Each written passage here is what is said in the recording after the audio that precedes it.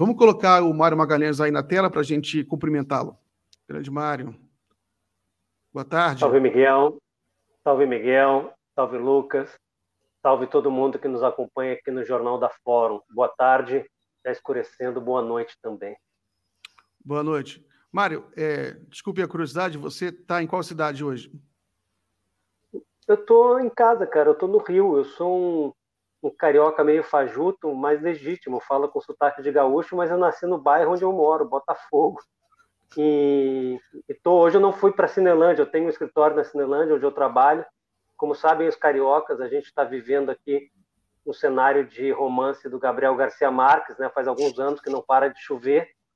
Aí eu fiquei em casa, trabalhei em casa hoje. Maravilha, é verdade. Eu estou em Niterói, estou próximo aí de você. Eu morei muitos anos aí no Leme, próximo aí da sua casa, mas, de fato, aqui em Niterói também está chovendo muito, hoje choveu muito. Mas é bom, eu acho bom porque é melhor do que faltar água. Né? A gente está vivendo aí um problema de falta d'água no Brasil. Eu fico satisfeito com...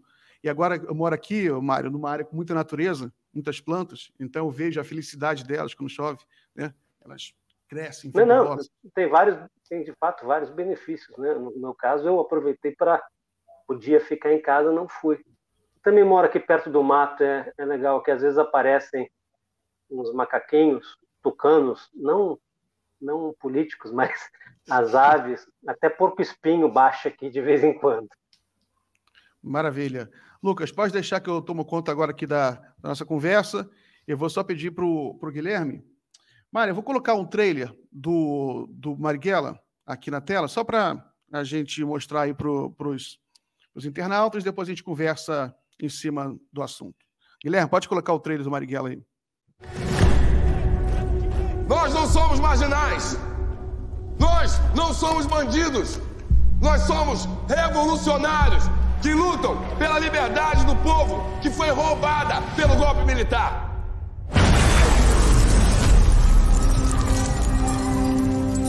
O Brasil ainda não reúne as condições necessárias para o radicalismo que vocês estão propondo. Trabalhadores explorados e assassinados. Imprensa amordaçada. Ok, Preto, já chega. Presidente eleito expulso do país por uma corja de fascistas. Está bom de condições ou vocês querem reunir mais? Preto, não tem nada que eu respeite mais do que a escolha que a gente fez. Não me pede permissão para você sair daqui e morrer.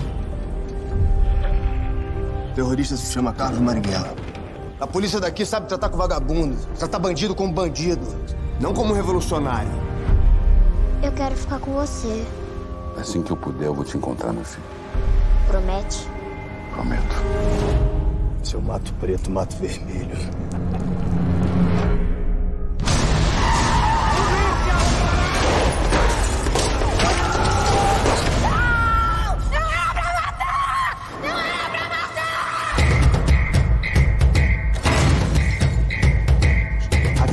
Do Marighella. Em menos de um mês, Marighella vai estar morto. O que você precisa? Apoio. Que tipo de apoio? Total. Cadê a porra do Marighella? O medo da origem ao mal. Justiçamento nunca foi o objetivo da nossa luta. O objetivo da nossa luta é combater a ditadura e todos que dão sustentação a ela. Vocês precisam sair daqui. Todos vocês. Vai! As pessoas precisam saber que no Brasil tem gente resistindo. E que essa luta é justa. Com você, porque daí vier. A única coisa que eu consigo prometer hoje é tortura e morte. É importante eles saberem que a gente não vai parar. A gente não vai parar.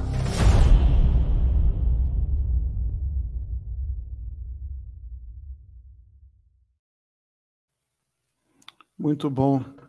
Mário, deixa eu falar com os internautas aqui, lembrar a todos.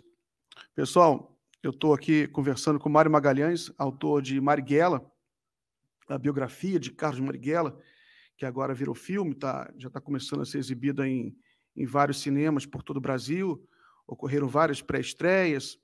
Eu estava em São Paulo dias atrás, Mário, eu assisti a pré-estreia lá em São Paulo, é um filme muito bom. Eu também li o seu livro, que é um livro assim, espetacular. E eu até dei uma olhada agora, antes de começar a conversa, para lembrar quando ele foi publicado. Ele foi publicado em 2012, né? Ou seja, num momento político bem diferente. E eu li também uma postagem sua que você fala que demorou uns 9 anos para pesquisar e escrever. Foi isso mesmo? Oi, Miguel. Foi. A biografia Marighella me tomou 9 anos de trabalho, dos quais 5 anos e 9 meses em regime de dedicação exclusiva. Quem quiser entender como eu consegui e como isso impactou a minha vida financeira para sempre, tem na internet, basta botar o meu nome, um depoimento chamado Caixa Preta de um biógrafo falido. Nesses 9 anos, eu entrevistei 256 pessoas, das quais umas 80, 90 hoje, né, já faleceram, né? Como eu sempre digo, eu não sou pé frio, eram contemporâneos de um homem que nasceu em 1911. Eu tive acesso a dezenas de milhares de páginas de documentos de 33 arquivos públicos e privados de 6 países. Boa parte dessa documentação era sigilosa na origem, né? Documentação de governos e estados e também de organizações, né, que combateram governos, estados, poderes, e trabalhei com uma bibliografia de 600 livros. Eu demorei 9 anos para investigar a vida do Marighella e contá-la, e do lançamento do livro até agora foram exatamente 9 anos. O lançamento nacional da biografia, para quem gosta de coincidências, foi no dia 29 de outubro de 2012, em São Paulo. A pré-estreia, a qual você foi em São Paulo, foi no dia 29 de outubro de 2021. Aliás, outra coincidência também, isso chama atenção no finalzinho do livro, que o Marighella não sabia, mas ele estava acordando. Bom, no último dia de vida do Marighella, 4 de novembro de 1969, fazia 62 anos cravados que o pai dele, imigrante italiano Augusto Marighella, tinha desembarcado no Porto de Salvador, em 4 de novembro de 1907. De posse do registro, né, do desembarque dele, hora e tal, eu pude saber qual é a temperatura que fazia em Salvador, o vento que soprava, esse tipo de informação, que a minha intenção é dar um colorido, mas é tudo factual, né? Faço narrativa de não ficção, não tem um espirro inventado. Eu queria pelo menos contar como poderia eventualmente se sentir um italiano, né, chegando a Salvador. É mais uma coincidência, um pouco bobeira falar isso, né? É que no momento que a gente está conversando, Bolsonaro está lá na Itália, terra do pai de Marighella, né? E hoje, antes de começar aqui a nossa conversa, a gente colocou vídeos aqui de repressão à manifestação contra o Bolsonaro em Pádua, Itália. Você via o rastro de ódio do Bolsonaro é tão grande, Mário, que ele provoca manifestações acirradas na Itália, né? E você tem repressão na Itália, né? Então, mais uma coincidência. Mário, você lançou o livro em 2012, era outro momento político no Brasil, né? Como é que você se sente hoje, né, com o governo Bolsonaro, que é um governo que apoia a ditadura militar, um governo que é militarista, abertamente militarista, agora um governo violento, agora, inclusive, a gente também comentou isso antes de começar aqui a conversa, vários jornalistas foram agredidos próximo à comitiva do Bolsonaro, eles estavam seguindo a comitiva do Bolsonaro, foram agredidos. Um repórter do Globo, Leonardo Monteiro, levou um soco no estômago. E outro repórter perguntou ao Bolsonaro se ele ia à convenção lá em Glasgow, né, sobre meio ambiente. Bolsonaro falou: isso não te interessa, né? Eu queria saber como você se sente hoje, né, diante de um governo como Bolsonaro, tendo passado muitos anos da sua vida pesquisando justamente a vida de uma pessoa que lutou contra a ditadura, né, contra o que esse Bolsonaro representa hoje. Miguel, o Bolsonaro, o Marighella, é o antípoda supremo do Bolsonaro. Isso ajuda a explicar, por exemplo, porque eu tenho a convicção, eu já tive a impressão, hoje eu tenho a convicção de que nunca, nem no auge da trajetória dele, do Marighella, quando ele ganhou projeção mundial, né, os anos de luta armada, 1968, 69, quando a CIA, né, o qualificou como o sucessor do Che Guevara na América Latina, quando os escritos do Marighella começam a influenciar movimentos por todo o planeta, por exemplo, os Panteras Negras, nunca o Marighella despertou tanto amor e tanto ódio quanto hoje no Brasil. Ou seja, o Marighella é inspiração, o Marighella é temor, né? Ele inspira quem se identifica com as ideias dele e ele causa temor em quem não se identifica. O Marighella atormenta, a memória do Marighella atormenta a extrema-direita. E aí é óbvio que isso tem a ver com os valores que o Marighella cultivou e com as ações que ele empreendeu. Mas tem muito a ver com o Brasil de hoje, do Bolsonaro e do general Mourão, né? Que tem uma agenda parecidíssima. 3 exemplos breves, assim. O Bolsonaro, general Mourão, tem como ídolo um torturador e matador que comandou o maior campo de concentração da ditadura, o oficial do Exército Carlos Alberto Brilhante Ustra. Como major, foi o comandante do DOI, Destacamento de Operações de Informações, do 2º Exército em São Paulo. Já o Marighella, ele foi, além de se pronunciar a vida inteira contra a tortura, ele foi torturado por 21 dias consecutivos em 1936. Isso aí já é um abismo. A propósito, né, isso é a tua pergunta, os tempos de hoje. Miguel, o Marighella enfrentou durante a vida dele integralistas, fascistas, nazistas, extremistas de direita das mais diversas naturezas. Nunca um sujeito, um promotor, um delegado, um tira, um governante ousou insinuar que o Marighella fosse torturador ou partidário da tortura. Hoje, a gente vê nas redes gente dizendo que o Marighella era a favor da tortura. Ou seja, esse pessoal de hoje, tem gente hoje que mente mais e é pior do que os nazifascistas da década de 30. Eu falei de tortura. Outro exemplo. O Bolsonaro diz que feminicídio é mimimi e que um objetivo dele é acabar com a lei do feminicídio. O Marighella foi o cara que, na Constituinte de 1946, denunciou as condições, e na Câmara dos Deputados, as condições de trabalho, por exemplo, numa fábrica na Bahia, em que as operárias só tinham direito a ficar 5 minutos por dia no banheiro, e ele foi o grande defensor, no plenário, da introdução do direito do divórcio no Brasil. Não existia o direito do divórcio. E a defesa dele foi toda pautada na questão da mulher. Ele não se usava ainda a expressão, né, é uma questão de gênero, mas toda a discussão dele foi essa. Na hora da separação, quem fica estigmatizado e tem dificuldades profundas para reconstituir legalmente a sua vida é a mulher. Bom, os mais velhos se lembram que era o divórcio, né? O que era o estigma da mulher divorciada. Eu sou filho de uma mulher divorciada.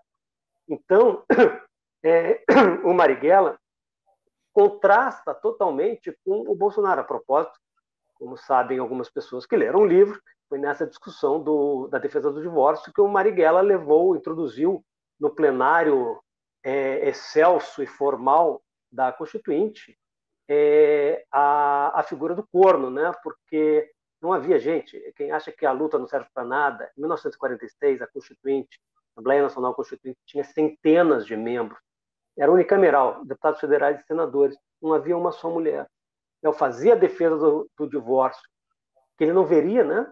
Anos 70, né? Lei do Nelson Carneiro, deputado, depois senador, cuja casa, na Bahia, do Nelson Carneiro, Marighella jovem frequentava, porque um irmão do Nelson era camarada do Marighella no PCB.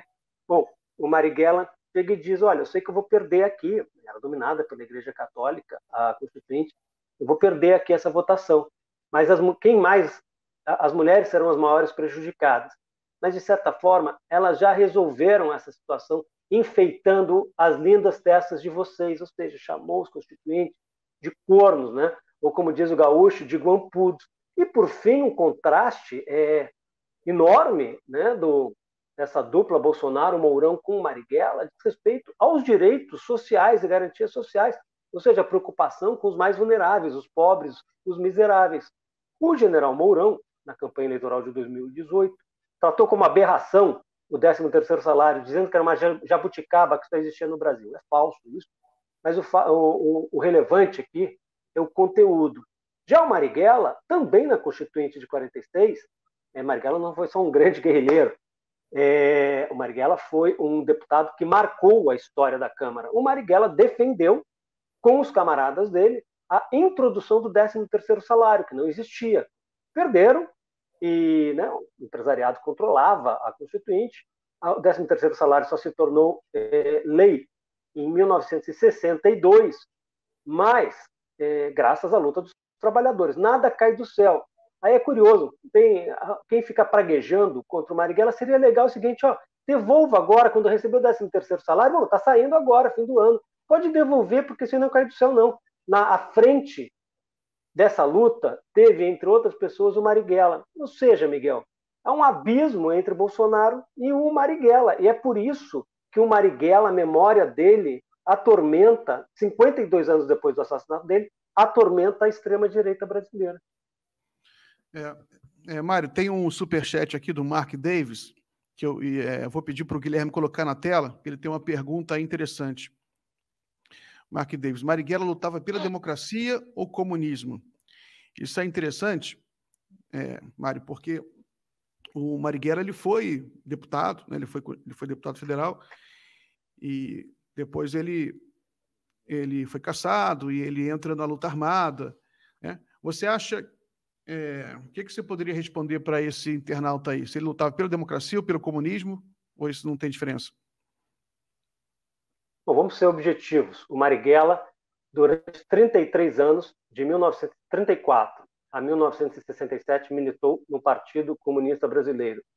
Nos 2 últimos anos dele, como cofundador e co-dirigente da Ação Libertadora Nacional, a ALN, a maior organização armada que combateu a ditadura, o Marighella continuou sendo comunista, embora tenha rompido com a ideia da organização leninista, né, demonizando o chamado centralismo democrático. Muito bem, Marighella sempre foi um militante comunista.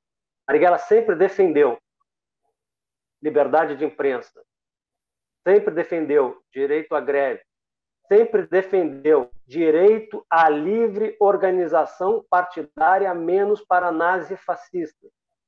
Marighella foi cassado do parlamento, o voto popular foi cassado. Todos os parlamentares da sigla do PCB, país afora, em câmaras de vereadores, assembleias legislativas, na Câmara dos Deputados, o senador Luiz Carlos Prestes foram cassados. Marighella defendeu o direito à livre organização partidária. O Marighella defendeu o direito à organização dos trabalhadores rurais. O Marighella defendeu que o presidente da República fosse eleito diretamente, combatendo a ditadura do Estado Novo, que suprimiu as eleições, não só presidenciais, né? O Estado Novo acabou com os partidos, suprimiu qualquer eleição, e contra a ditadura parida em 1964, que aboliu as eleições presidenciais. O Marighella defendeu a democracia a vida inteira. O Marighella foi torturado, como eu falei, em 1936, por 3 semanas seguidas. O Marighella sempre defendeu o respeito aos presos, não só aos políticos, mas aos comuns, ou seja, respeitando-se a lei para preservar a integridade de presos. Quais são as outras discussões democráticas? Quer dizer, a pauta do Marighella foi democrática a vida inteira. Aí diz, a ALN, vamos lá, tomou os transmissores da Rádio Nacional para transmitir um comunicado. Gente, é o seguinte, aquele clipe bacanérrimo do Mano Brown dos Racionais tomando os estúdios da Rádio Nacional, aquilo é ficção. Ele é naquela música, aquelas gravações, né, da voz do Marighella, na Rádio Libertadora, com a estudante Yara Xavier Pereira, e eu que descolei. E no livro eu conto qual foi o caminho, né, para ter aquelas gravações. Aquilo é ficção. Quer dizer, a LN tem um capítulo chamado Quem Não Se Comunica Se Trumbica. Marighella era fã do Chacrinha, e a ditadura achava que o Chacrinha, por ser um tipo anárquico, era de esquerda, né, era um sujeito perigoso. Muito bem. Eles tomam a mão armada os transmissores da Rádio Nacional. Muito bem, estava censurado o país, não havia outra forma de se manifestar. Há algumas discussões, deixa uma coisa clara, eu não escrevi uma geografia, eu não julgo Marighella no livro, Acho impossível alguém saber o que eu acho da decisão dele de ir para a luta armada. Não julgo o protagonista. Mas não, e também não sou advogado do Marighella e não sou promotor contra ele. Obviamente que eu busco um relato mais informativo possível para que cada leitor possa formar de modo autônomo a sua opinião, mas como dizia o João Saldanha, grande amigo do Marighella, eu não sou filho de chocadeira. Na hora que alguém está torturando e alguém está sendo torturado, não existe em cima do muro. Né? Quem acha que está em cima do muro está com um torturador, eu estou com um torturado. Então, tem algumas discussões. Por exemplo, é legítimo ou não pegarem armas contra tiranias? Há quem não considere legítimo. Santo Agostinho achava legítima a rebelião contra a tirania, está no livro. Até porque, bom, Marighella foi criado nos conformes do catecismo católico e na ALN os frades dominicanos formaram uma base de apoio muito importante. Agora é o seguinte, quem acha que não é legítimo tem que considerar o seguinte, vai chamar de bandido aqueles bravos combatentes que na França matavam alemães e colaboracionistas na ocupação francesa de Paris e parte do país durante a guerra. Bem, você acha que não é legítimo, ou acha que é bandido. Então, quer dizer, eu conto, o Marighella passou a vida inteira dele defendendo a democracia e sendo vítima de atos antidemocráticos. Um homem que viveu 57 anos passou mais de 7 em cana. Um homem que foi torturado. Um homem que, desarmado, no dia 9 de maio de 64, aqui no Rio, no velho Cineesc Tijuca, ele foi baleado, desarmado, e cinquentão, baleado no peito, lutou capoeira contra um monte de tira, de agentes da ditadura recém-instaurada. Um homem que, desarmado, como eu descobri, foi fuzilado por pelo menos 29 beleguins armados até os dentes. Não há confronto, há assassinato. O Marighella sempre foi vítima de atos antidemocráticos. Então, na minha opinião, o Marighella foi um combatente da democracia. Agora, se alguém espera ler o meu livro esperando que eu faça defesas disso e daquilo, eu não sou um cientista político, eu não sou um cientista social, eu não sou um historiador, eu sou um repórter. Eu conto uma história de um personagem maldito, né? Eu nunca ouvi falar em Marighella na escola, tem uma filha de 31 anos que nunca ouviu falar, tem uma de 20 que mal ouviu falar, e tem um de 14 que não sei se ouviu falar, mas eu não tenho esperança de que ele vá aprender. Só que eu tenho convicção de que, tenho certeza de que é impossível entender plenamente a história do século XX sem conhecer a trajetória do Marighella. Isso desde o que a arte no Brasil, de um garoto de 17 anos respondendo em versos rimados a uma prova de física no ginásio da Bahia, até a história dos crimes do Estado Novo. Teve uma CPI, gente, em 1947, a Câmara dos Deputados investigou os crimes do Estado Novo, e o Marighella estava lá como um cara que foi torturado. Para quem quiser entender o que foi a Constituinte de 46, pô, nem o Marighella fica por fora. E mais ainda a luta armada, né, na qual ele realmente foi um protagonista importante e decisivo. Mário, é bom lembrar, nessa linha que você mencionou do direito à rebelião, que o John Locke, no século XVII, né, ele escreve o segundo tratado, segundo tratado de governo, segundo tratado sobre o governo, e o John Locke é um dos fundadores do liberalismo moderno, né, grande referência na Inglaterra e nos Estados Unidos. Ele defendia a rebelião dos povos diante da tirania. Então, isso está dentro, inclusive, dentro do princípio liberal moderno, o direito à rebelião, né? Então, né, se você tem isso dentro da Bíblia do liberalismo, que é o segundo tratado sobre o governo de John Locke, então é mais aí uma explicação para a atitude do Marighella. Agora, o Marighella, ele entra na luta armada e... Mário, você estudou a vida do Marighella, estudou esse período militar para escrever a biografia. Se o Marighella fosse vivo hoje, né? E não vivo hoje, mas jovem, né? Não vivo hoje com 100 anos, mas fosse vivo hoje, qual você acha que seria a reação dele ao governo Bolsonaro? Você acha que ele pregaria a luta armada? Como você acha que o conselho que ele daria para a gente hoje? Bom, Miguel, o Marighella vai fazer 110 anos de nascimento agora, no dia 5 de dezembro, né? E como eu digo sempre, a conjugação verbal conta a história. Marighella não morreu, Marighella foi morto. Não estou nem falando dos muros de todo o Brasil, onde a gente lê as pichações, né? Marighella vive.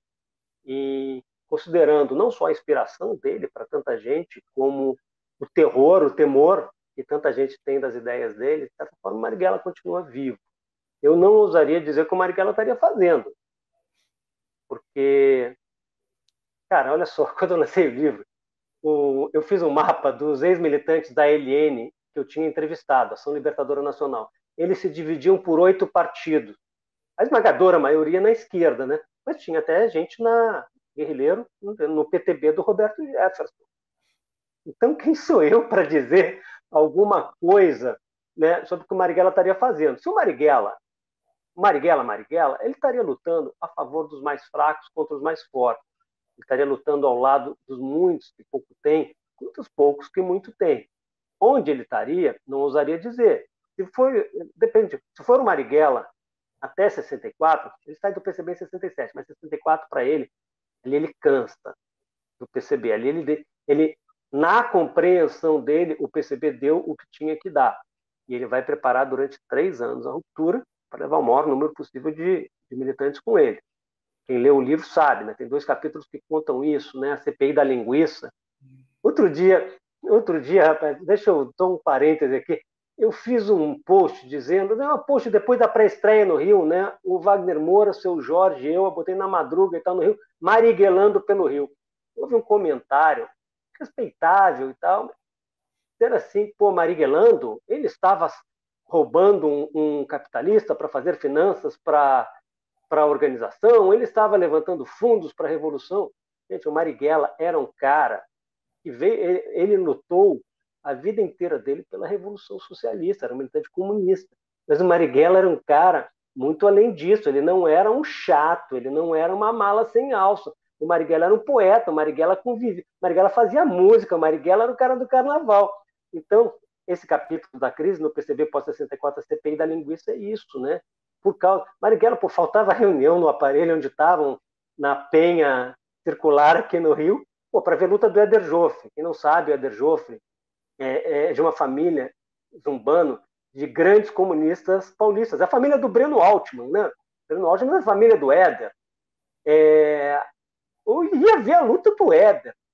Teve um negócio lá, aí membros da direção encrencaram, que tinha uma cervejinha, uma confraternizaçãozinha ali, aí, virou, Marighella disse que era a CPI da linguiça, né? Marighella chegou desencantado, né? Outro dirigente célebre comunista brasileiro, negro como Marighella, Geraldo Rodrigues dos Santos, Geraldão, e deu 2 longos depoimentos. E, Geraldo, isso aqui não tem futuro, vamos abrir um terreiro do candomblé que a gente vai se dar melhor e tal. Aí brincou ali e tal. O Geraldo acabou ficando no partido, e até o fim da vida ele chorava ao falar, emocionado ao falar do amigo dele, Marighella, mas muito bem.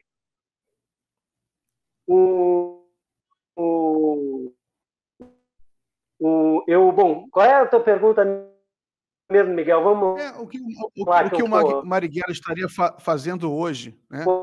Uma pergunta boa, boba, né? Na realidade. O que o Marighella estaria fazendo? Muito bem.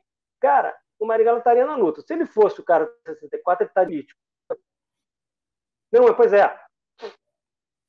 Mas não ter poder de classe, seja governo. A conexão está um pouquinho ruim agora. A conexão sua ficou... E agora melhorou? Ficou um pouquinho ruim. Melhorou? Melhorou um pouco. Melhorou ou não? Melhorou. Deu uma melhorada? Melhorou. Você fez alguma coisa aí? Não, eu posso abrir uma porta aqui, se precisar. Não, melhorou agora. Você fez alguma coisa? Não, melhorou? Não. Eu bati na mesa aqui, não sei se foi isso. Não, melhorou. Alguém ajudou? Não, cara, é o seguinte, o Marighella, até 64, Marighella hoje estaria organizado num partido, né? Compreendendo o partido como a ferramenta indispensável para derrotar o poder inimigo, seja poder de classe, seja governo. A partir de 67, sobretudo, ele não estaria organizado em partido. Marighella acha considera que a estrutura vertical dos partidos, sobretudo a estrutura leninista, era um empecilho para a atividade da base. Não sei dizer onde o Marighella estaria. Essa discussão da estrutura da ALN é uma boa discussão. Cara, essa discussão que existe até em gestão empresarial, que é o seguinte: faz a estrutura horizontal, libera todo mundo para ação. E isso foi ótimo para a Helene, de fato. A Helene teve, né, protagonizou várias e várias ações contra a ditadura, né, de arma na mão.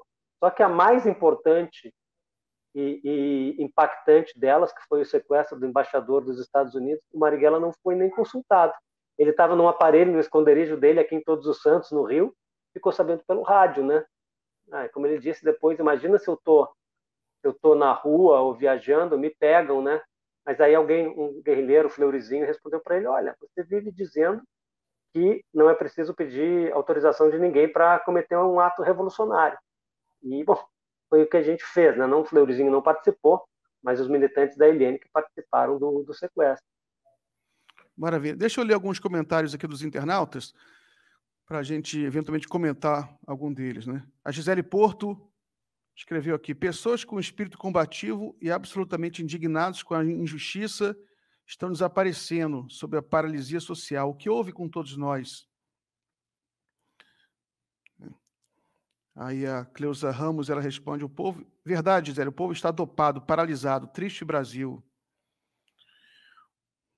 O Mark Davis, ele pergunta: comunismo e democracia são compatíveis?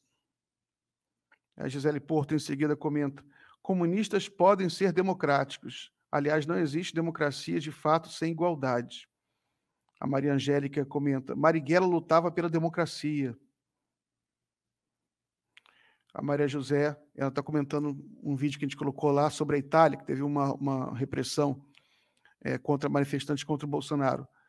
Verdade, João, eles estão lá fazendo manifestações, levando água na cara, e a gente aqui não faz nada para se revoltar contra esse governo.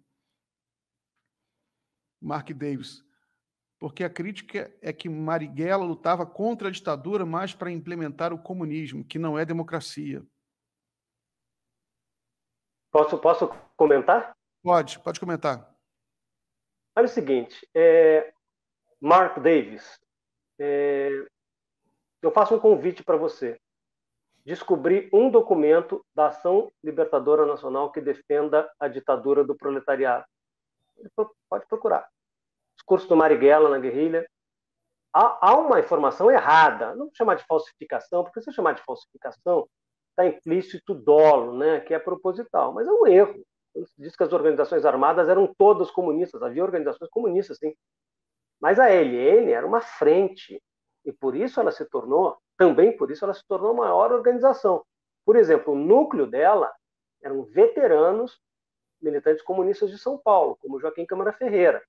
E foi fundamental para a LN ter uma presença expressiva, operária, ao contrário de organizações de perfil muito estudantil, e também uma presença negra significativa na LN. Agora, a LN era muito mais ampla do que isso. Perguntem para o hoje dentista Carlos Fayal, que quando voltou do exílio foi deputado estadual do PDT no Rio de Janeiro, guerrilheiro histórico da LN aqui no Rio, né, cria do colégio Malé Soares em Copacabana. Pergunta se o Fayal em algum momento se considerou comunista. Não, ele disse que não. Ele é um nacionalista, um democrata, sempre foi. Ou seja, a LN não era uma organização comunista, mas havia, obviamente, comunistas nela, a começar pelos dois dirigentes principais, né, que eram oriundos do PCB. O Câmara Ferreira, que no filme do Wagner inspira o personagem do Luiz Carlos Vasconcelos, e o Marighella. Mário, o seu livro trata muito de como a imprensa cobria também a ditadura militar, e você estudou esse período. Você acha que a imprensa brasileira ela foi muito importante para o golpe de 64 e para a manutenção desse golpe? E como você acha que a imprensa hoje se comporta diante do Bolsonaro? Desculpa fazer uma pergunta tão extensa. Miguel, aí são vários dias, cara. Deixa eu te falar o seguinte, cara. Obviamente a imprensa participou, né, daquela, digamos, joint venture golpista de 64, né? Empresariado industrial, os grandes proprietários de terra, a igreja, a imprensa, o governo americano, quer dizer, foram muitos interesses que convergiram, né, para depor o presidente constitucional João Goulart. Então, a imprensa participou disso, como em outros momentos da história. A imprensa também foi golpista, como na morte do Getúlio Vargas, o ex-ditador, que em 54 ele era um presidente constitucional. Finalmente, né, primeira vez que ele governava com o voto do povo, né, o Getúlio perdeu a eleição em 30, né, gente, ganhou o perdedor. Tudo bem, o outro lado roubou, mas o lado dele também roubou. Aliás, durante o governo do Getúlio, 51, 54, Carlos Marighella vivia na clandestinidade. Não era uma ditadura. Mas essa coisa, democracia, o Getúlio... Foi no governo de Getúlio, o Marighella foi torturado. Marighella passou quase todo o Estado Novo, de 39 a 18 de abril de 45, em cana, e viveu clandestino no segundo governo do Getúlio. Bom, imprensa, fundamental.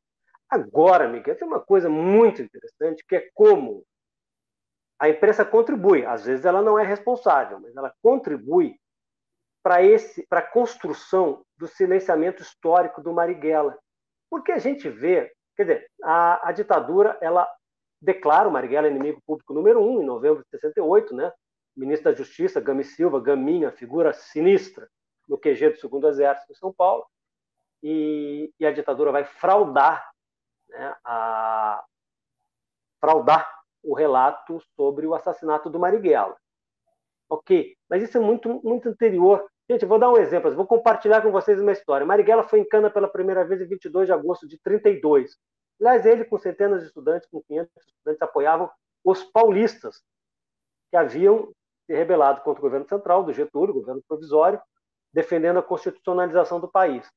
É mais um exemplo, em 32, Marighella não era comunista ainda, o PCB ficou equidistante, né, do Getúlio e dos paulistas, dizendo que os paulistas representavam os interesses dos ingleses e o Getúlio dos americanos. Eu fui pesquisar na imprensa da Bahia sobre o Marighella, só que não tinha ninguém preso, né? Claro, a imprensa estava sob censura naquela época. Quando Marighella vai em cana em 36 e apanha durante 3 semanas, não é noticiada a prisão dele. E aí é o governo fechado com os jornais.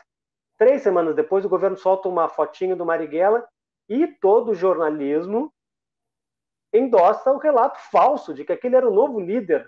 O principal dirigente livre do PCB não era, ainda era um peixe pequeno, um carregador de piano qualificado. Mais à frente, Marighella seria um dirigente, de fato, de enorme importância no PCB. E aí, tem uma curiosidade, Miguel. Você já leu o livro, você sabe que nas 48 páginas, uma das 48 páginas de ilustrações, fotos, documentos, ela tem essa foto de 36 que a ditadura distribui e o Marighella está com um curativo, num supercílio. Quem olhasse aquela foto veria, esse cara entrou na porrada, né? Esse cara foi torturado. Um jornal, se a minha memória não me engana, tá bom, tá no livro.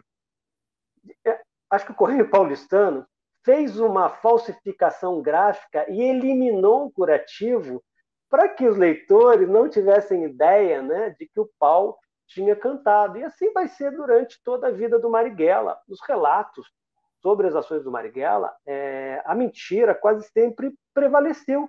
E a última vez, quer dizer, o Marighella havia pouco ainda estava vivo, foi na morte do Marighella, em que a imprensa chancelou a mentiralhada da ditadura. E chancelou o seguinte, gente, há determinadas situações, eu sou um repórter, sou um jornalista, sou um repórter, há determinadas situações que a gente não tem como saber qual é a versão com lastro factual. Então a gente atribui a informação a alguém, mas os jornais não publicavam, disse a polícia, não, eles compraram a versão. E aí quando eles vão narrar, informar qual era a arma, que segundo a polícia estava com o Marighella quando ele foi morto, em cada jornal saía uma arma diferente, porque não tinha arma, né? Essa é uma das revelações do livro. Então, e o que, eu conto isso, né? O que a imprensa fez com os frades dominicanos, tentando dizer que os frades tinham passado por lado da ditadura, a informação é falsa. Informação obtida por meio de tortura é responsabilidade do torturador, portanto, do agente do Estado, Foi por meio, sim, O filme conta isso, do Wagner, por meio de 2 frades dominicanos que a ditadura chegou ao Marighella. Mas eles não colaboraram, pelo contrário. Um deles ainda está vivo até hoje, o professor Ivo, pessoa da maior dignidade, e poucos anos atrás morreu um grande homem, que foi Frei Fernando, frade dominicano Fernando de Brito, que era o coordenador dos dominicanos na relação com a ANN e com o Marighella. A ditadura, a imprensa publicou as maiores barbaridades, mas isso é uma coisa curiosa. A imprensa, ela atravessa, o tempo do jornalismo impresso, do rádio e da TV, ela atravessa o livro inteiro, até para batizar aquele rojão que o Marighella inventou, né? Não dava para chegar perto de manifestação de integralistas, os caras eram numerosos.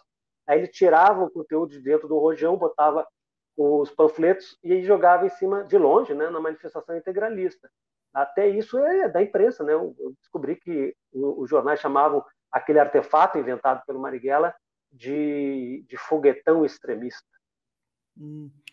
Mário, e hoje, só para falar um pouquinho sobre a conjuntura hoje, aproveitar a sua presença, você acha que a imprensa hoje, a imprensa corporativa, a imprensa mais comercial, você acha que ela está cobrindo bem o governo Bolsonaro, na sua opinião?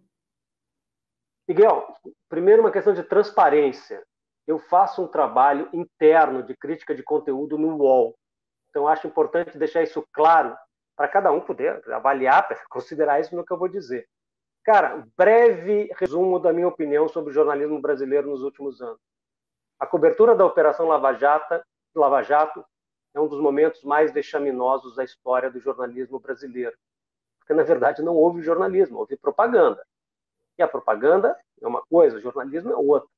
Como disse uma assessora de imprensa da Lava Jato, para jornalista, para uma jornalista, Amanda Aldi, vocês compravam tudo que a gente vendia. Quer dizer, vendendo, o cara não tem dinheiro aí. Quer dizer, o jornalismo reproduzia criticamente a versão da Lava Jato como se fossem os fatos. Então, péssimo momento do jornalismo, que vai influenciar decisivamente a eleição de 2018. Gente, sobre Lava Jato, imprensa, eleição de 2018, eu tenho um livro chamado Sobre Lutas e Lágrimas, uma biografia de 2018. Eu percorro tudo isso aí, por exemplo, na análise do resultado eleitoral, eu levo em consideração vários aspectos. Só que é o seguinte, no final de agosto de 2018, o Datafolha dizia que disparava a diferença do Lula sobre o Bolsonaro no segundo turno, que o Lula avançava podendo vencer no primeiro turno. O Datafolha é esse, Datafolha é aquele. Datafolha, aquele instituto que em 27 de outubro, na noite de 27 de outubro de 2018, disse para a gente, amanhã, em votos válidos, o Bolsonaro faz 55%, o Haddad faz 45%. Então, quer dizer, o balanço de 2018, para mim, da eleição, é o seguinte, o candidato que venceria a eleição não pôde concorrer, estava preso, condenado em segunda instância. Então, o jornalismo teve um peso nisso. Acho globalmente a cobertura do jornalismo na pandemia admirável, feita em condições dramáticas contra um governo de comensais da morte que promoveu o extermínio, impedindo que muitos brasileiros não tivessem conhecimento necessário para para passar pela pandemia, enfrentar o vírus, e levando outros a tomarem atitudes que os condenaram à morte. Então, eu penso sempre, gente, que foram os primeiros tempos da pandemia, que havia as repórteres e os repórteres que saíam de casa para informar as pessoas contra o governo, levar informação que era uma questão, aquela não é mais jogo de palavras, gente, de questões de vida ou morte, arriscando a sua própria saúde, arriscando a vida das pessoas que os jornalistas amavam, amam, ao voltar para casa. Acho, globalmente, um trabalho admirável, dos melhores momentos da história do jornalismo brasileiro. Porém, isto não me faz esquecer, a gente nunca vai saber quantos brasileiros paupérrimos morreram por falta de médico nas cidadezinhas pobres onde eles vivem, nas comunidades miseráveis. Se os médicos cubanos, milhares de médicos cubanos não tivessem ido embora, quantas vidas teriam sido salvas?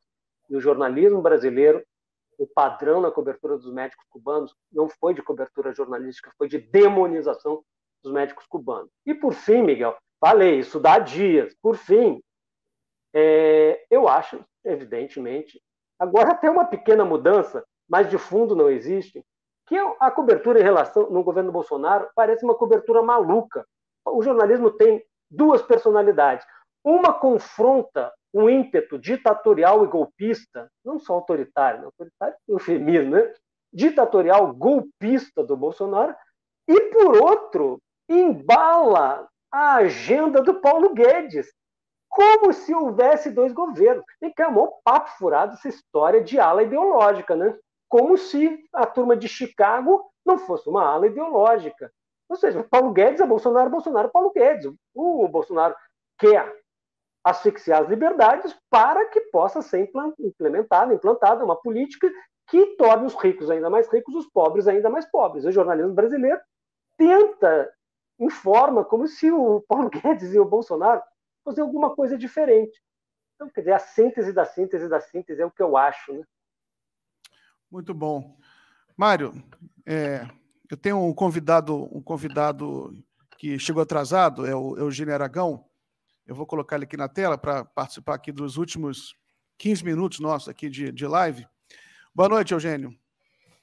Boa noite, Miguel. Eu quero pedir desculpas, mas só agora que a reunião da liderança do PT terminou, a gente tem algumas coisas importantes para tratar.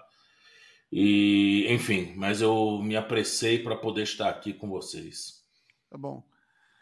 Eugênio, a gente está conversando aqui sobre o papel da imprensa brasileira diante do governo Bolsonaro. O Mário fez aqui uma análise sobre o papel da imprensa durante a Lava Jato e o papel da imprensa hoje diante do Bolsonaro. Aí eu faço essa pergunta aí a você também, né? Depois a gente conversa sobre outros assuntos. Você acha que a imprensa ela foi determinante para a Lava Jato ganhar a força que ela ganhou? Não tem dúvida nenhuma que o grande ativo da Lava Jato foi a sua visibilidade. E essa visibilidade foi dada pela mídia. Isso aí não tem dúvida nenhuma. Não houvesse essa mediatização da Lava Jato, os abusos teriam sido coibidos em outro nível. Mas desde o mensalão, o que a gente percebe é que o nosso judiciário, principalmente a cúpula do judiciário, só decide olhando para a janela, olhando para a rua. Ou seja, se a rua estiver de acordo com o que eles estão fazendo, eles continuam. Se a rua começa a resmungar, eles mudam. É um judiciário que perdeu sua capacidade de ser contramajoritário. E isso é muito grave no Estado de Direito, né? Porque um judiciário que não consegue ser contramajoritário deixa as minorias à mercê, né? E, infelizmente, a Lava Jato foi um mainstream que se impôs no Brasil graças à mídia. Graças à mídia. E, aliás, o grande ensaio disso, né, foi em 2013, com a PEC 37, que eu já digo, a PEC 37 também foi comprado pela mídia, né, pelo seu valor de face, a campanha da PEC 37, colocado pelo Ministério Público como se fosse a PEC da impunidade. Ora, bolas, a gente tem que analisar as coisas como elas são e não colocar rótulos nelas. A PEC 37 era uma PEC corporativa da polícia, sim. Apoiada pela bancada da bala, sim. Mas, na sua substância, a PEC 37 não era nem de impunidade, nem de coisa nenhuma. Ela simplesmente era mais um episódio na briga entre Ministério Público e polícia pelo poder de investigar, né? E eu, como cidadão brasileiro, esquece que eu fui um dia do Ministério Público, eu vou lhe dizer, para mim, tanto faz quem investiga, se é polícia ou Ministério Público, desde que investigue dentro dos cânones do devido processo legal, né? 2, né? Respeitando as garantias fundamentais da Constituição. 3, sob controle rigoroso de instâncias que possam corrigir os abusos, né? Eu acho hoje que o Ministério Público não obedece nenhum dos 3, né? E a polícia está mais sujeita aos rigores da justiça do que o Ministério Público, né? Então, hoje eu vou lhe dizer, eu prefiro uma investigação criminal feita pela polícia sob o controle rigoroso do judiciário, deixando o Ministério Público para cuidar da acusação. Se o Ministério Público se mete em investigação, o Ministério Público desculpe a expressão, pode parecer meio chula, mas ele se ameganha. Ele se ameganha. O Ministério Público vira um ramo da polícia, né? E isso a imprensa não discutiu em momento nenhum. E nós passamos a ter um Ministério Público ameganhado. E esse Ministério Público ameganhado é que levou a Lava Jato adiante. Isso foi uma grande falta, sim, e isso está, sem dúvida nenhuma, no passivo do nosso sistema de comunicação social brasileiro. Maravilha. Mário, eu vou liberar você, eu vou bater um papo aqui com o Eugênio Aragão. Mas, Mário, eu queria que você só deixasse um recado final aqui para os internautas. Qual é a grande lição que você acha que o Marighella, a história do Marighella, pode deixar aqui para as novas gerações de hoje? Salve, Miguel. Doutor Eugênio, é um prazer estar com vocês. Eu já te respondo, Miguel. Eu vi duas perguntas. Aqui eu queria responder. O Jackson pergunta se o sequestro do embaixador americano foi uma ordem do Marighella. Não foi uma ordem do Marighella.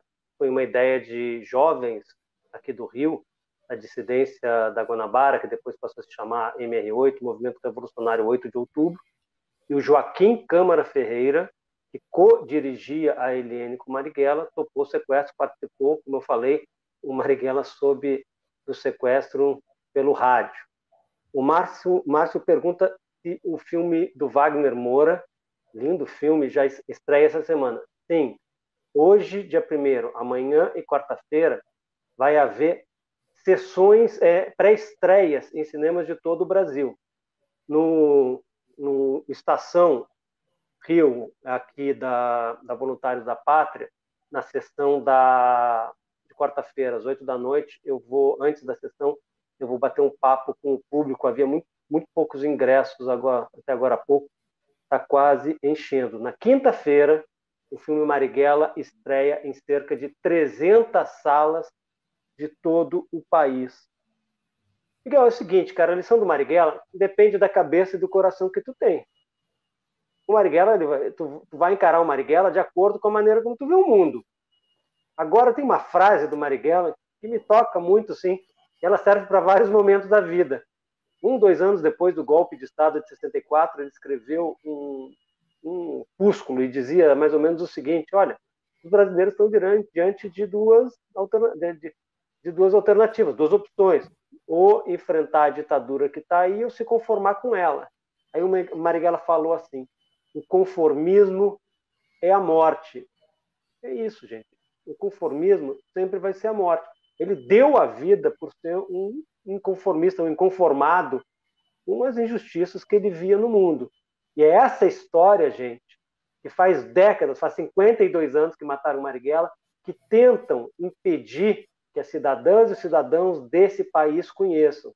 É nessa batalha pelo direito dos povos de conhecer a própria história, porque o esquecimento é amigo da barbárie, que a gente está empenhado, né, por esses dias, para convidar todo mundo para ir ao cinema, ver o filme do Wagner, que é baseado no meu livro, e conhecer um pouco mais da história do Brasil. Bom, e só para fechar, além de ser uma experiência de conhecimento da história, o filme é um baita de um entretenimento, é ótima diversão, é um grande filme de ação. O Marighella era, sobretudo, um homem de ação. Valeu, cara. Valeu, pessoal. Até a próxima. Valeu, Mário. Muito obrigado pela participação. Um grande abraço e sucesso lá no filme e nas vendas do livro, que agora deve ter aumentado bastante. Grande abraço.